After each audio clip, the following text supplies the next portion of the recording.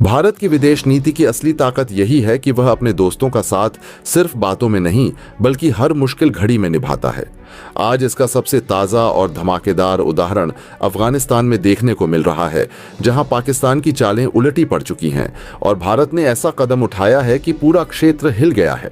भारत की खासियत यही रही है कि उसने जिसे भी दोस्त माना है उसका साथ हर परिस्थिति में निभाया है। आज इसी का ताज़ा उदाहरण अफगानिस्तान में देखने को मिल रहा है। हालात ऐसे बने हैं कि पाकिस्तान के चेहरे पर फिर से जलन दिखाई दे रही है, क्योंकि जिस चीज के लिए पाकिस्तान ने तालिबान को साफ मना कर दिया था, वही काम भारत ने आगे बढ़कर करने का फैसला लिया है।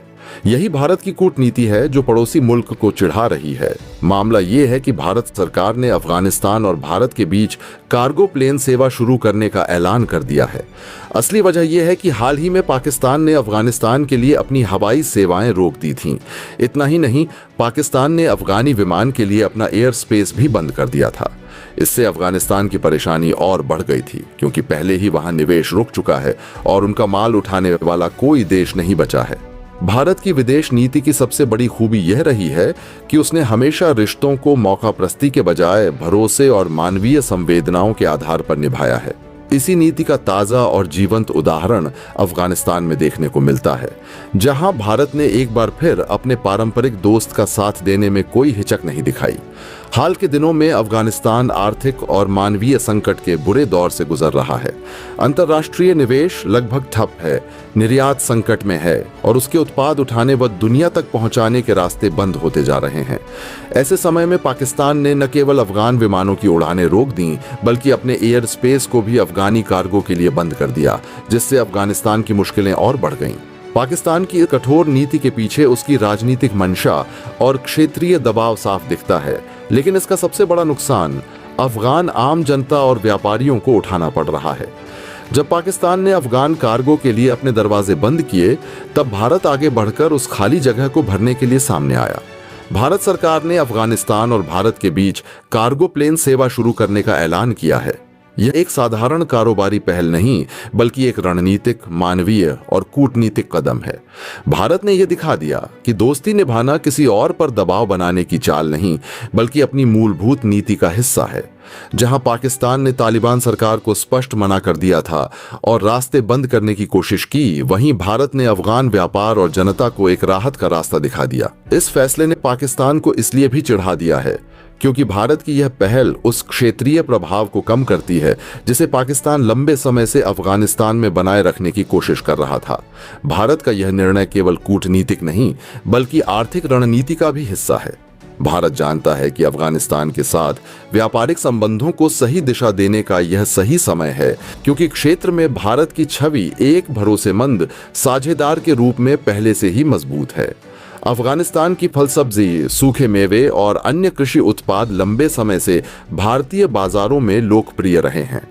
कार्गो सेवा शुरू होने से न केवल अफगानी व्यापारियों को राहत मिलेगी, बल्कि भारत के उपभोक्ताओं को भी ताज़ा और सस्ते उत्पाद उपलब्ध हो सकेंगे। साथ ही इससे दोनों देशों के बीच व्यापारिक निर्भरता भी बढ़ेगी, जो आगे चलकर राजनीतिक स्थिरता का आधार बन सकती है। कूटनीतिक दृष्टि से भी यह कदम बेहद महत्वपूर्ण है। चिंते भारत ने तालिबान सरकार को अभी तक आधिकारिक मान्यता नहीं दी है, लेकिन मानवीय और आर्थिक सहायता के स्तर पर भारत लगातार अफगान जनता के साथ खड़ा रहा है। यह संतुलन दिखाता है कि भारत अपनी नीतियों को अंतर्राष्ट्रीय नियमों के दायरे में रखते हुए भी मित्र देशों की परेशानी में मदद करने से पीछे नहीं हटता। इसके उलट पाकिस्तान की नीति दबाव और प्रतिबंध की राजनीति पर आधारित है, जिससे उसकी क्षेत्रीय विश्वसनीयता लगातार कमजोर होती जा रही है। भारत का यह कदम दर्शाता है कि सकारात्मक सहभागिता दबाव की राजनीति से अधिक प्रभावशाली होती है। पाकिस्तान की चिढ़ का कारण यह भी है कि भारत का यह सक्रिय रवैया अफगानिस्तान में उसकी रणनीतिक स्थिति को चुनौती देता है। पाकिस्तान दशकों से अफगान राजनीति को अपने प्रभाव क्षेत्र में रखने की कोशिश करता रहा है, लेकिन भारत की लगातार मदद और विश्वसनीयता ने उसे कई मुद्दों पर पीछे धकेल दिया है। कार्गो सेवा शुरू होने से भारत न केवल मानवीय और आर्थिक रूप से अफगानिस्तान को राहत देगा, बल्कि क्षेत्रीय व्यापार का एक वैकल्पिक केंद्र भी बन सकता है। पाकिस्तान को डर है कि इससे उसका भौगोलिक महत्व कम हो जाएगा और अफगानिस्तान भारत पर अधिक निर्भर हो सकता है। भारत का यह कदम केवल एक कार्गो प्लेन सेवा शुरू करने का मामला नहीं है, बल्कि यह उस व्यापक सोच का हिस्सा है जिसमें भारत वैश्विक और क्षेत्रीय राजनीति में भरोसे, स्थिरता और मानवीय दृष्टिकोण को प्राथमिकता देता है। भारत जानता है कि किसी भी क्षेत्र में शांति और स्थिरता तभी आ सकती है जब देश एक दूसरे का सहयोग करें और मुश्किल समय में मदद के लिए आगे आएं। अफगानिस्तान के लिए कार्गो सेवा शुरू करके भारत ने एक बार फिर यह साबित कर दिया है कि उसकी विदेश नीति केवल भू राजनीतिक प्रतिस्पर्धा पर नहीं, बल्कि लंबे समय से चले आ रहे सांस्कृतिक, आर्थिक और मानवीय रिश्तों पर आधारित है। यही भारत की असली कूटनीति है, यही उसकी पहचान है और यही वह बात है जो पाकिस्तान को सबसे ज्यादा परेशान कर रही है। उधर तालिबान ने पाकिस्तान की सख्ती से परेशान होकर बड़ा फैसला लिया और पाकिस्तान से हर तरह के रिश्ते खत्म करने की घोषणा कर दी। यह परिस्थिति तालिबान शासन के लिए खतरनाक थी क्योंकि अमेरिकी प्रतिबंध पहले से ही अफगानिस्तान की अर्थव्यवस्था को कमजोर कर रहे हैं। अमेरिका ने तालिबान के अरबों डॉलर फ्रीज कर रखे हैं और ऐसे में व्यापार लगभग खत्म सा हो चुका है। इसी मुश्किल समय में भारत ने कूटनीतिक कदम आगे बढ़ाते हुए अफगानिस्तान और भारत के बीच कार्गो फ्लाइट सेवा को फिर से शुरू करने की घोषणा की। खबरों के अनुसार 22 नवंबर 2025 को यह निर्णय आधिकारिक रूप से लिया गया है। इसका उद्देश्य दोनों देशों के व्यापार को बढ़ाना नहीं है, बल्कि पाकिस्तान के दबाव से निकलकर एक वैकल्पिक व्यापार मार्ग तैयार करना भी है। यह कार्गो फ्लाइट्स काबुल दिल्ली और काबुल अमृतसर के बीच चलेंगी। इससे अफगानिस्तान से आने वाला फल और औषधीय जड़ी बूटियां जैसे सामान तेजी से भारत पहुंच सकेंगे। इसके अलावा भारत का सामान भी आसानी से अफगानिस्तान भेजा जा सकेगा। भारत के विदेश मंत्रालय के संयुक्त सचिव आनंद प्रकाश ने बताया कि भारत की सभी औपचारिकताएं पूरी हो चुकी हैं और अफगानिस्तान की ओर से अंतिम दस्तावेज मिलते ही सेवा शुरू कर दी जाएगी। भारत की घोषणा के बाद अफगानिस्तान में एक तरह से राहत की सांस ली गई क्योंकि तालिबानी शासन लंबे समय से आर्थिक दबाव झेल रहा है। व्यापार रुक जाने से वहां की आम जनता तक प्रभावित हो रही थी क्योंकि करीब 70% अफगान आबादी रोजमर्रा के सामान के लिए आयात पर निर्भर है। जब पाकिस्तान ने अपना रास्ता बंद किया तो अफगानिस्तान के कई बाजारों में कीमतें अचानक बढ़ गईं और व्यापारियों को भारी नुकसान झेलना पड़ा। भारत की ओर से यह कार्गो सेवा शुरू होने की बात सामने आते ही तालिबान सरकार ने सकारात्मक प्रतिक्रिया दी। अफगानिस्तान के वाणिज्य और उद्योग मंत्री नूरुद्दीन अजीज ने भारतीय व्यापारियों को खुलकर आमंत्रण दिया कि वे अफगानिस्तान के खनन, कृषि, स्वास्थ्य और आईटी क्षेत्र में निवेश करें। अफगान पक्ष को उम्मीद है कि अगर भारत निवेश बढ़ाता है तो वहां रोजगार और इनकम दोनों में वृद्धि होगी, जिससे स्थानीय अर्थव्यवस्था संभल सकेगी। मंत्री अजीज ने अफगान हिंदू और सिख समुदाय को भी वापस लौटने को कहा है क्योंकि तालिबान चाहता है कि व्यापारिक गतिविधियां फिर से जीवित हों। अफगानिस्तान और भारत के बीच कार्गो फ्लाइट सेवा को दोबारा प्रारंभ करने का भारत का निर्णय ऐसे समय में आया है जब दक्षिण एशिया का सामरिक संतुलन कई नए दबावों, भू राजनीतिक उतार चढ़ाव और व्यापारिक असुरक्षाओं से गुजर रहा है। 22 नवंबर 2025 को लिए गए इस निर्णय को भारत की एक व्यापक कूटनीतिक रणनीति के रूप में देखा जा रहा है, जो केवल व्यापार को बढ़ाने भर का प्रयास नहीं, बल्कि पाकिस्तान पर निर्भर पारंपरिक मार्गों से हटकर एक वैकल्पिक आर्थिक गलियारा स्थापित करने की सोची समझी पहल है। यह कदम अचानक नहीं उठा।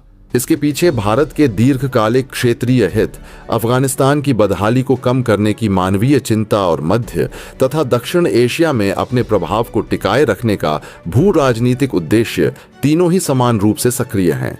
काबुल दिल्ली और काबुल अमृतसर के बीच चलने वाली ये प्रस्तावित कार्गो उड़ानें ऐसे दौर में आपसी निर्भरता की नई रेखा खींचती हैं जब पाकिस्तान ने परंपरागत जमीनी मार्गों को एक तरफा बंद कर दिया था, जिससे अफगानिस्तान की अर्थव्यवस्था को जोरदार झटका लगा। भारत का उद्देश्य है कि अफगान फल, ड्राई फ्रूट, पाइन नट्स, केसर, औषधीय जड़ी बूटियां और पशु उत्पाद जैसी नाजुक सामग्री तेजी से भारत के बाजारों तक पहुंचे, जबकि दूसरी दिशा में भारत से दवाएं, खाद्यान्न, टेक्नोलॉजी उपकरण, कपड़ा और निर्माण सामग्रियां बिना बाधा अफगानिस्तान पहुंच सकें। दोनों देशों के बीच यह गतिविधि न केवल व्यापार की बहाली को संकेतित करती है, बल्कि अफगान आम जनता के लिए राहत का वादा भी करती है, जो लंबे समय से आयात पर निर्भर रहती आई है। भारत के विदेश मंत्रालय के संयुक्त सचिव आनंद प्रकाश ने स्पष्ट किया है कि भारत की सभी कागजी और सुरक्षा संबंधी औपचारिकताएं पूरी हो चुकी हैं और अब केवल अफगानिस्तान की ओर से अंतिम दस्तावेजी स्वीकृति का इंतजार है। यह बयान अपने आप में इस बात का संदेश था कि भारत इस परियोजना को लेकर गंभीर और तत्पर है। दूसरी ओर अफगानिस्तान, जो तालिबानी शासन के कारण वैश्विक वित्तीय प्रतिबंधों और राजनीतिक अलगाव से जूझ रहा है, इस घोषणा के बाद जैसे कुछ पल के लिए राहत महसूस करता दिखाई दिया। वहां की सरकार के पास ऐसे गिने चुने रास्ते बचे हैं जिनसे वह जनता तक आवश्यक वस्तुओं की आपूर्ति बनाए रख सके, क्योंकि अचानक ब्लॉकेज के बाद कई शहरों में खाद्य पदार्थ, ईंधन और दवाओं की कीमतें 2 से 3 गुना बढ़ गई थीं। छोटे व्यापारियों को भारी नुकसान उठाना पड़ा और खेती बाड़ी के उत्पाद खेतों से बाजार तक नहीं पहुंच पाए। तालिबान सरकार ने कई बार अंतर्राष्ट्रीय समुदाय से सहयोग की गुहार लगाई थी, परंतु उसकी राजनीतिक वैधता पर सवालों के कारण ज्यादातर देशों ने प्रत्यक्ष व्यापारिक राहत देने के बजाय मानवीय सहायता तक ही सहयोग सीमित रखा। ऐसे माहौल में भारत जब सामने आया तो काबुल में इंडिया से न केवल व्यापार के संदर्भ में बल्कि एक भरोसेमंद साझेदारी के संकेत के रूप में भी देखा गया। अफगानिस्तान के वाणिज्य एवं उद्योग मंत्री नूरुद्दीन अजीज ने तो भारत द्वारा कार्गो सेवा शुरू करने की घोषणा के तुरंत बाद भारतीय व्यापारियों को खुला निमंत्रण देते हुए कहा कि अफगानिस्तान अपने खनन, कृषि, स्वास्थ्य, खनिज संसाधन, ऊर्जा और IT क्षेत्र में निवेश को लेकर पूरी तरह तैयार है। अफगानिस्तान के पास लिथियम, तांबा, लौह अयस्क और रेयर अर्थ खनिजों के विशाल भंडार हैं, जिनकी अंतर्राष्ट्रीय बाजार में भारी मांग है, लेकिन सुरक्षा और बुनियादी ढांचे की कमी के कारण वे वर्षों से अधर में पड़े हुए हैं। तालिबान यह महसूस कर रहा है कि भारत इन क्षेत्रों में निवेश की क्षमता और अनुभव दोनों रखता है। भारतीय कंपनियां यदि अफगानिस्तान के खनन और कृषि प्रोसेसिंग सेक्टर में प्रवेश करती हैं तो न केवल रोजगार बढ़ेगा बल्कि अफगानिस्तान की विदेशी मुद्रा आय भी मजबूत हो सकती है। भारत की ओर से भेजी जाने वाली दवाएं और स्वास्थ्य सेवाओं की आपूर्ति अफगान आम जनता की जरूरतों को काफी हद तक पूरा कर सकती हैं, क्योंकि अफगानिस्तान में चिकित्सा क्षेत्र का बुनियादी ढांचा बेहद कमजोर है। तालिबान प्रशासन के लिए यह भी महत्वपूर्ण है कि भारत अफगानिस्तान के अस्पतालों और शिक्षा संस्थानों को पुनर्जीवित करने में सहयोग करे, एक ऐसा क्षेत्र जिसमें भारत पिछले 2 दशकों में व्यापक निवेश कर चुका है। इन घोषणाओं के समानांतर मंत्री अजीज ने अफगान हिंदू और सिख समुदाय से वापस लौटकर व्यापारिक गतिविधियों में हिस्सा लेने की अपील की। यह वक्तव्य इस बात का संकेत है कि तालिबान अपनी पिछली छवि को सुधारने का प्रयास कर रहा है, ताकि दुनिया के सामने वह एक अपेक्षाकृत स्थिर और व्यापार समर्थक शासन के रूप में उभर सके। भारत और अफगानिस्तान के बीच ऐतिहासिक रूप से मजबूत सांस्कृतिक और आर्थिक संबंध रहे हैं और अफगान सिख तथा हिंदू समुदाय इन संबंधों की महत्वपूर्ण कड़ी थे। इन समुदायों के प्रवासन के बाद अफगान व्यापार का एक बड़ा हिस्सा कमजोर पड़ गया था। तालिबान चाहता है कि यह समुदाय लौट आए, जिससे बाजारों की चहल पहल और पारंपरिक व्यापार नेटवर्क पुनर्जीवित हो सकें। इस निर्णय का सबसे संवेदनशील पहलू यह है कि भारत पाकिस्तान के दबाव को दरकिनार करते हुए एक प्रकार से दक्षिण एशिया में अपने लिए नई अवस्थिति गढ़ रहा है। काबुल और दिल्ली के बीच सीधी कार्गो उड़ानें पाकिस्तान की उन नीतियों को चुनौती देती हैं जिनके जरिए वह अफगानिस्तान पर अपनी भौगोलिक निर्भरता बनाए रखना चाहता रहा है। जमीनी व्यापार मार्गों की बंदी का उपयोग पाकिस्तान ने कई बार राजनीतिक दबाव बनाने के साधन के रूप में किया है, लेकिन इस बार इसके उलट प्रतिक्रिया देखने को मिली। अफगानिस्तान ने भारत के प्रस्ताव को उत्साहपूर्वक स्वीकार किया और व्यापारियों ने पाकिस्तान पर निर्भरता को कम करने के लिए नई उड़ानों की घोषणा का स्वागत किया।